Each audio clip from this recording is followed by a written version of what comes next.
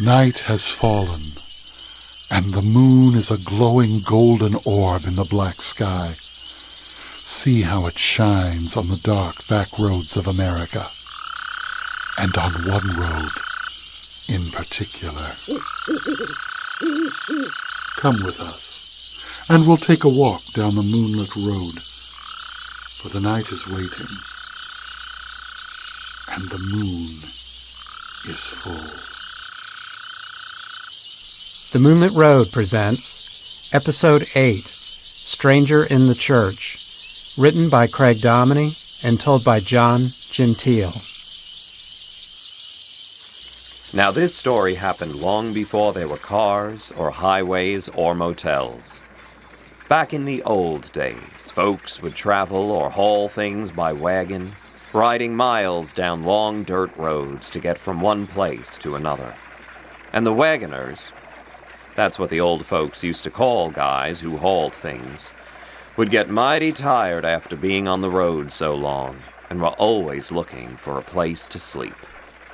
That's the dilemma Joe Bates found himself in. For 2 days he'd been steering a wagon full of farm equipment destined for Red Springs, Alabama. Night was falling fast, as were his drooping eyelids. The last thing he wanted was to fall asleep and steer his team of horses into a ditch. So he figured he'd better find a place to catch a wink or two, even if it was on the cold, hard ground. As luck would have it, Joe passed an old farmer walking home from a long day in the fields. Joe stopped him and asked where he might find some lodging. "There ain't nothing between here and Red Springs," the farmer said. He then pointed toward a small dirt path that split away from the main road into a dense pine forest. "That there's a shortcut that'll get you there in half the time. But I wouldn't travel on that road at night." "Why is that?" Joe asked. The old farmer spit a stream of tobacco juice into the bushes and said, "'Cause everybody knows that road is haunted." Well, Joe had been traveling through Alabama long enough to know that country folk made up a lot of tall tales to pass the time. So Joe grinned, patted the old man on the back, and said, "Thanks, old-timer, but I'll take my chances, ghosts or no ghosts." And with that, he steered his wagon into the forest. A couple of hours went by, and Joe was starting to think that this so-called shortcut wasn't so short after all. All he could see around him in the darkness was thick, impenetrable forest. His lantern cast eerie shadows on the stark pine trees.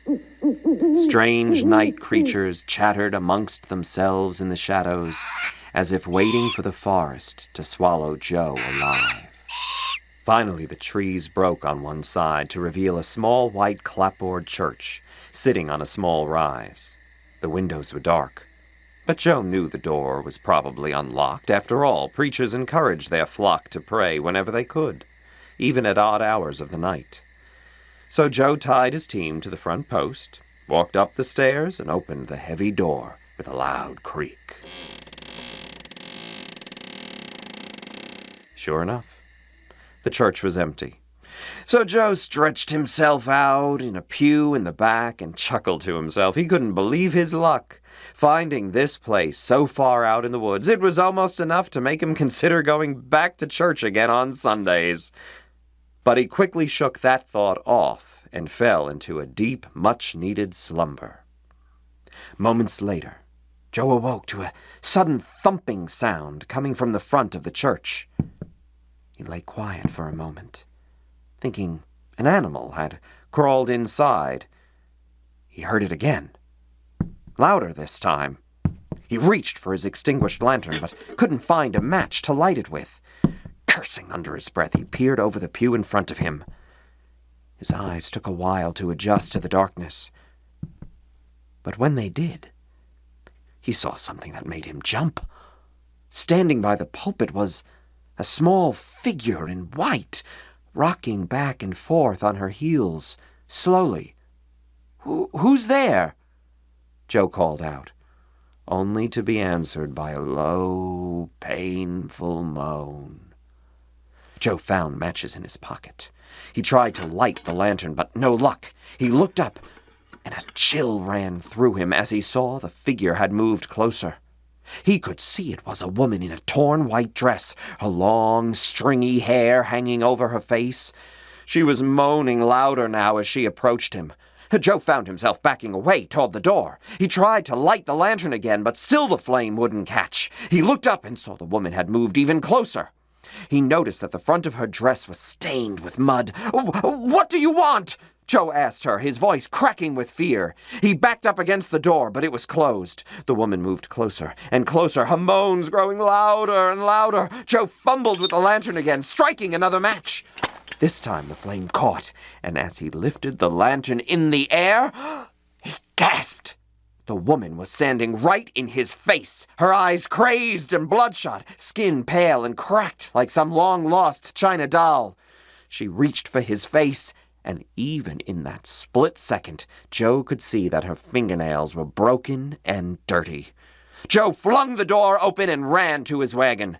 He could hear the woman's bare feet thumping down the church stairs behind him. He frantically untied the horses and leapt into the driver's seat. And right before he sped away, he swore he felt the woman grab his shirt, trying desperately to pull him off the wagon. Joe rode swiftly away from the church and did not stop until he reached Red Springs, just as the morning sun cracked the horizon. He found a local restaurant and collapsed into a chair.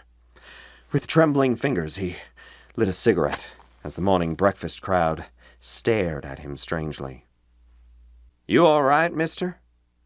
the manager asked as he poured Joe a steaming cup of coffee. Joe shook his head and told him the story of the ghost he'd seen in the church.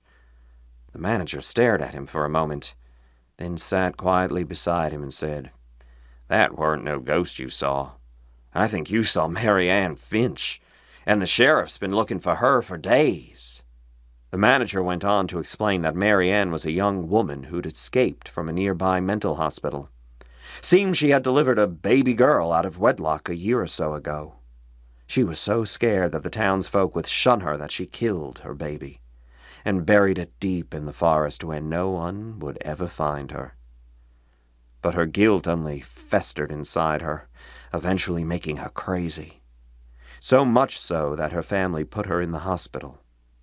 But while she was in there, she cried out that she had had a change of heart and wanted to dig up her baby, lying somewhere out there in those piney woods, cold and alone.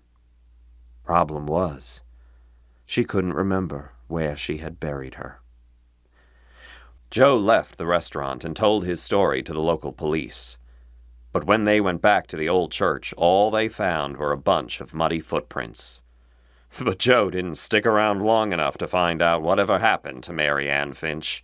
He delivered his equipment as promised and rode back home, swearing never again to take a questionable shortcut, no matter how much time it saved. And he also learned that he shouldn't easily dismiss the tall tales that older folks might tell him, 'cause there may be a germ of truth in them after all, if you listen hard enough. That concludes this tale from The Moonlit Road. Be sure to visit our website at themoonlitroad.com to find out more about our stories and let us know how we're doing. The Moonlit Road is produced and directed by Craig Dominy, recorded and soundscaped by Henry Howard in beautiful Stone Mountain, Georgia. Thanks for listening, and we'll see you next time.